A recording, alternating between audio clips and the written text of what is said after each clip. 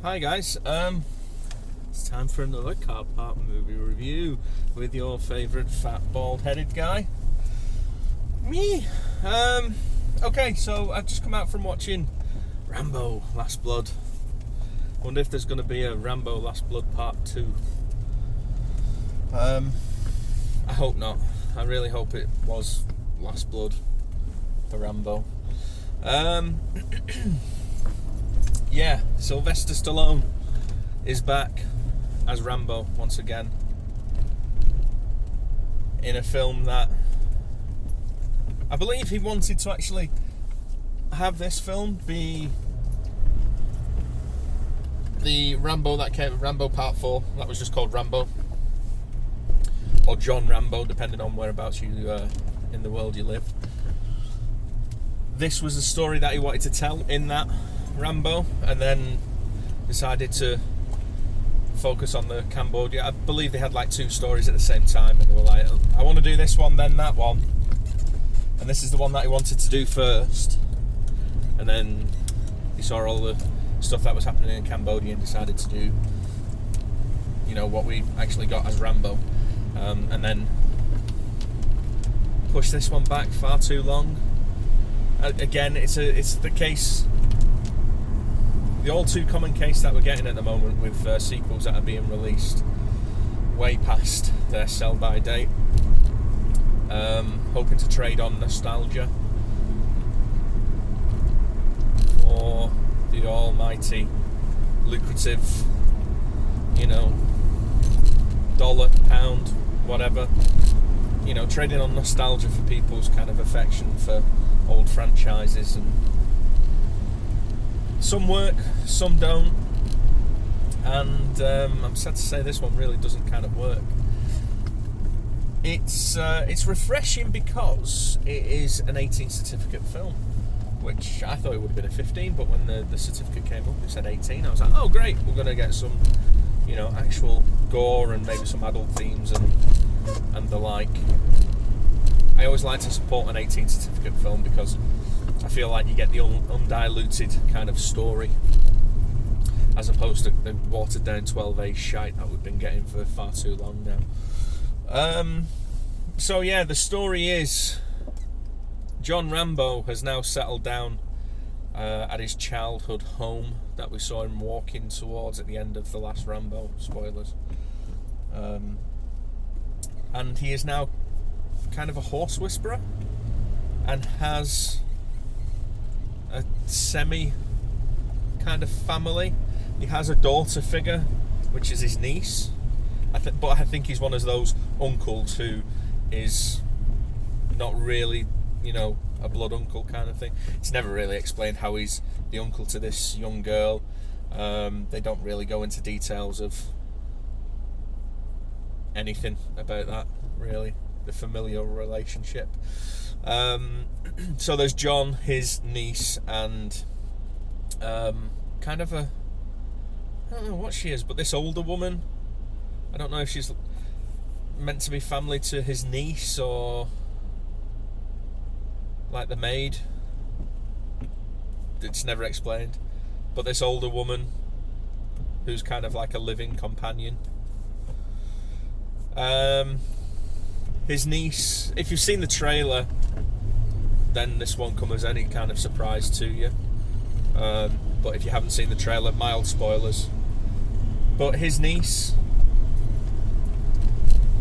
is kidnapped and sex trafficked in Mexico. So John goes on a quest to rescue her.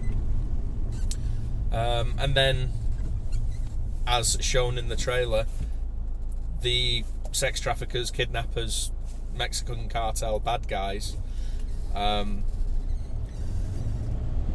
come seeking revenge on him. So it's kind of like a double revenge kind of thing. He goes for revenge and rescue, and then they come back for revenge and retaliation. And yeah, it's an old school film in the sense that, you know, Stallone has kind of rebuilt his career on not so much reinventing what came before with his action films and all that kind of stuff with the Expendables, but doubling down on what made him popular in the first place, back in the 80s and 90s, although his star was on the wane in the 90s somewhat. But yeah, he kind of had this renaissance with the Expendables, doubling down on old school action, bringing back all of the action stars. You know, he managed to cram in Bruce Willis, Arnold Schwarzenegger, Dolph Lundgren, fucking Chuck Norris, Jean-Claude Van Damme. I think the only one he didn't really get in any of the Expendables films was Steven Seagal, but I mean, let's face it, he's not really an action star, is he? And yeah. And you know, from off the back of the success of the Expendables, you know, he decided to, again, not reinvent, but just kind of recycle the Rocky franchise and then the Rambo franchise, because, you know, Rocky Balboa proved successful enough to, you know, spawn its own kind of like spin-off sequel with the Creed films. And Rambo was successful enough to warrant a sequel that we got far too late, which is this movie. I am kind of rambling because I don't really have much positive to say about the film. It's really poorly put together. It's really clumsily written. You could tell Stallone wrote this movie. He's actually credited as co-writing the screenplay on this film, but you could tell it was back to Stallone, because he's never, all of the films that he's written have all kind of got the same flaws, and this film isn't really, you know, any different when it comes to it. It's literally the worst of the worst when it comes to it. It's literally it's really bad. Anyway, I kind of wanted to defend the film on a few points, because I've seen some reviews come out that are, you know, calling the film out, saying it's toxic, you know, celebrating toxic masculinity and it's racist and all of these kind of film things, and I'm just kind of like, this overly sensitive culture that we're living in nowadays is just really fucking, it's grinding my gears. It's really kind of getting me down. It's just kind of like, fuck off. You know, can a film not be made by committee anymore, where it has to please every demographic for fear of, you know, being called out and offending a specific demographic, which is really just nitpicking. It's just kind of like, shut the fuck up, get on with your lives, and if you don't like something, don't support it, don't go and watch it. If you think it's going to be offensive to you, then don't support it, don't give it your money, don't draw attention to it, you know, just fucking ignore it, and then it'll go away. I don't think this film is racist. I think it paints in very broad strokes, especially when it comes to the depictions of kind of the Mexicans in the film. And I know it's kind of taken on its own life now because of the things that are going on in America. I don't claim to know anything about the situation in America. I know I've heard, you know, the whole, again with broad strokes, I've heard the broad strokes news about Donald Trump wants to build a wall, and there's some shots in this film which focus on a border wall, and I had to chuckle to myself. I was just kind of like, yeah, okay, fair enough, you're trying to make a point, but you're doing it so ham-fistedly and so clumsily, it's unreal. But the depictions of the male Mexican characters in this film is extremely negative, and that's because they're, you know, meant to be the bad guys.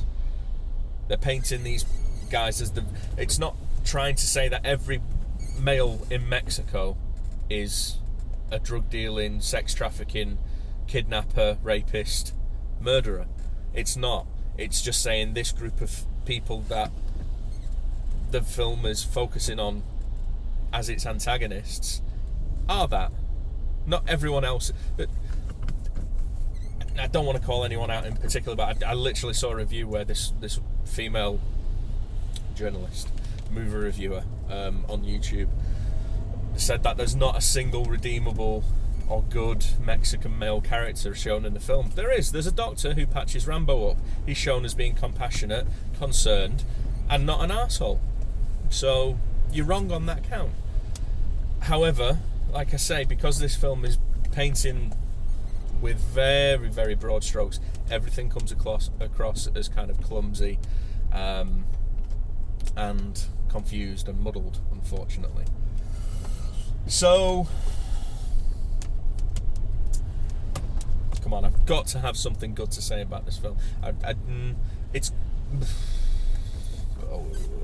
The action, I suppose, is brutal in a good way. You know, you get to see blood, you get to see gore, you get to see heads explode in rapid succession like balloons. They literally pop like balloons in this film. So that's good. Everything else is pretty bad. Yeah, the writing is bad. The story is bad. The story is actually really bad. It's kind of nasty for nasty's sake. Some of the consequences for certain members of the cast or certain members of the you know, don't even know what I'm trying to say. I'm getting confused with myself. But you know, some of the things that happen to the people that we are supposed to, you know, get behind in this film, they seem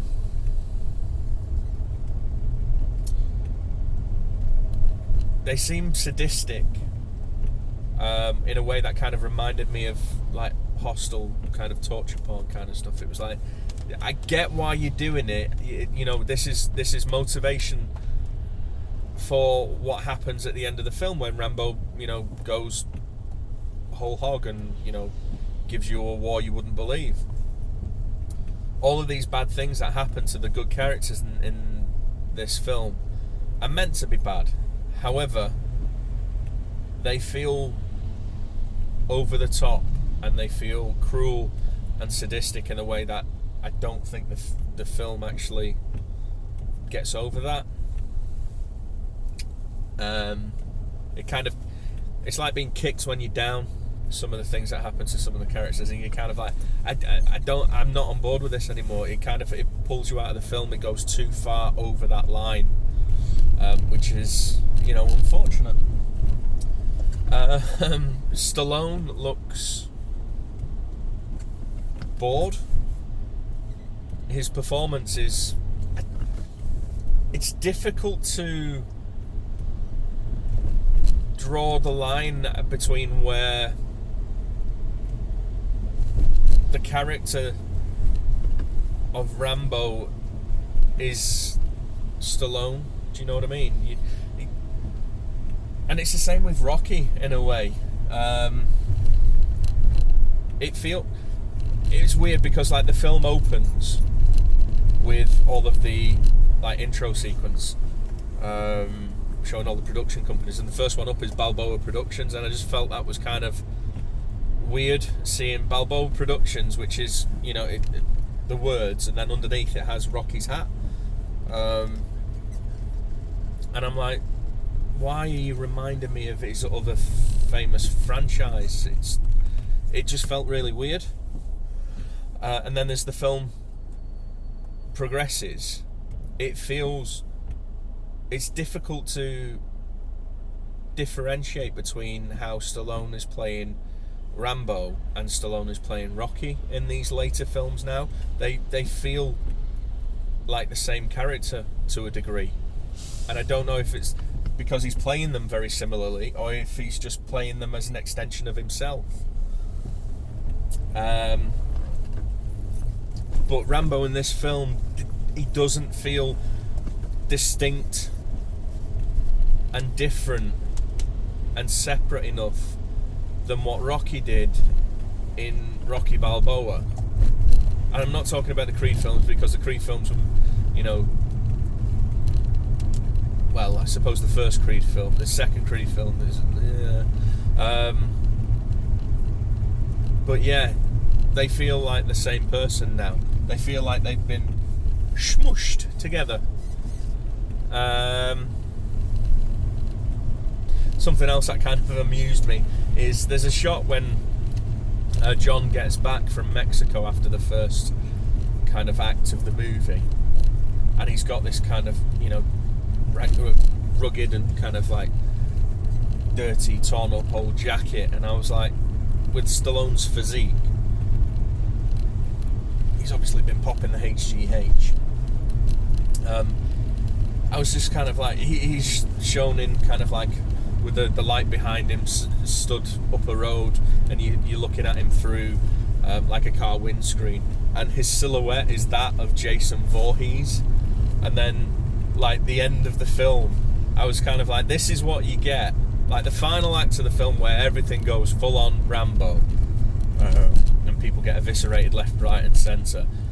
It's as if Stallone was like, do you know what I'm going to do? I'm going to take Kevin McAllister from Home Alone, and I'm going to take Jason Voorhees, and I'm going to smush them together, and that's what Rambo Last Blood is going to be. And there's literally the final kill of the film is something directly out of a Friday the 13th movie, and it was just like, fuck. I actually laughed out loud. I was just like, oh my god, I couldn't. It was overly cartoonish. It was like as if Stallone had seen the brief 90 seconds of ultraviolence that Quentin Tarantino put into Once Upon a Time in Hollywood, and he was like, hold my beer. I was just like, what the fuck? And the entire kind of like third act is just like him offing people at a frantic pace.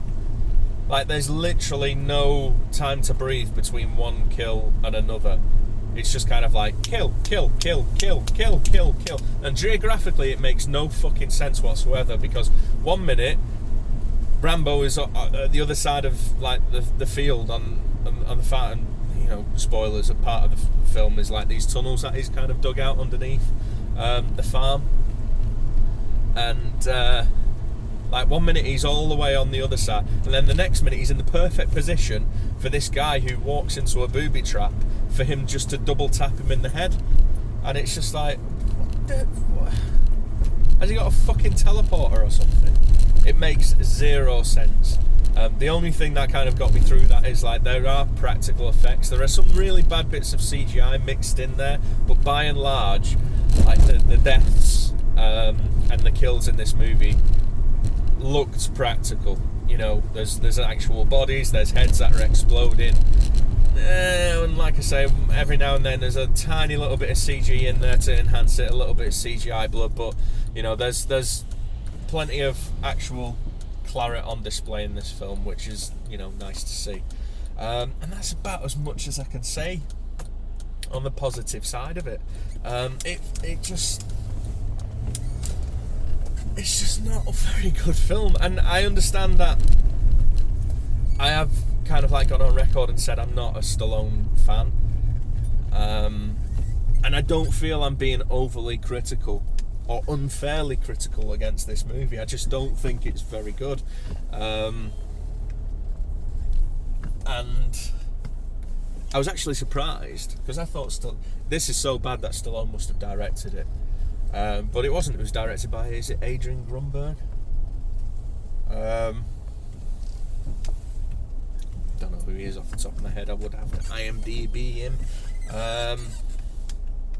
But yeah, really, really bad. I think even fans of Stallone would have a hard time enjoying this film, because, like I say, it is...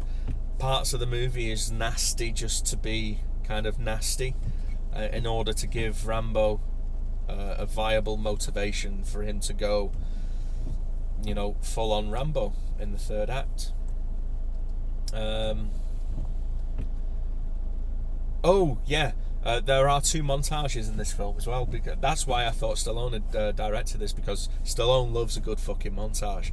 Even Rocky had a montage. Well, now you can change the lyrics of that song to even Rambo had a montage, because when he's going all Kevin McAllister and he's actually, digging these traps and setting up all of these kind of like death traps in the kind of tunnels under the farm and in the farmhouse itself, in a very Home Alone style.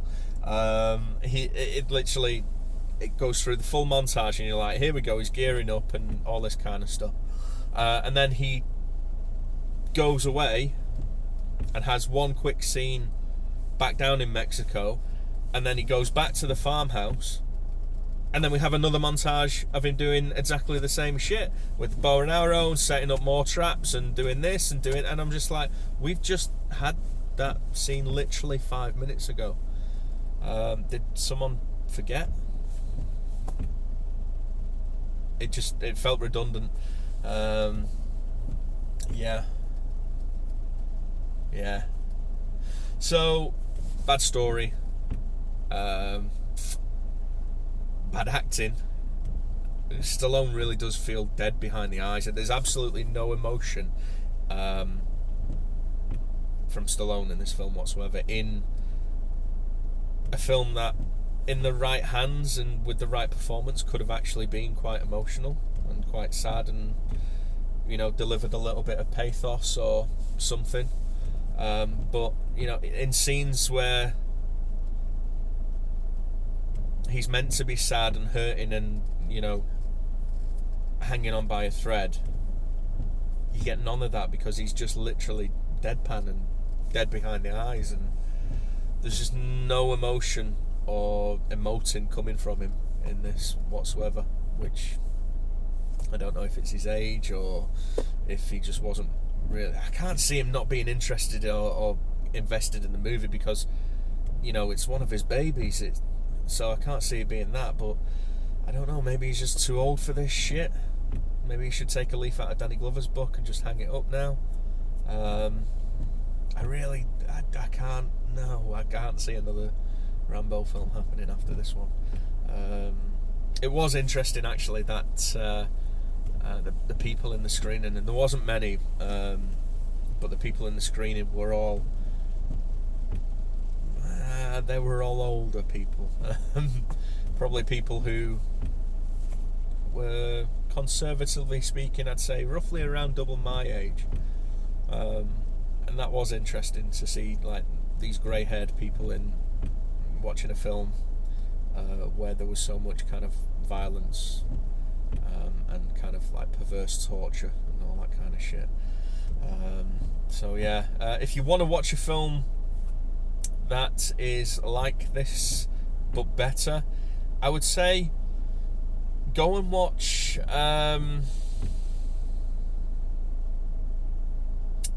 Taken.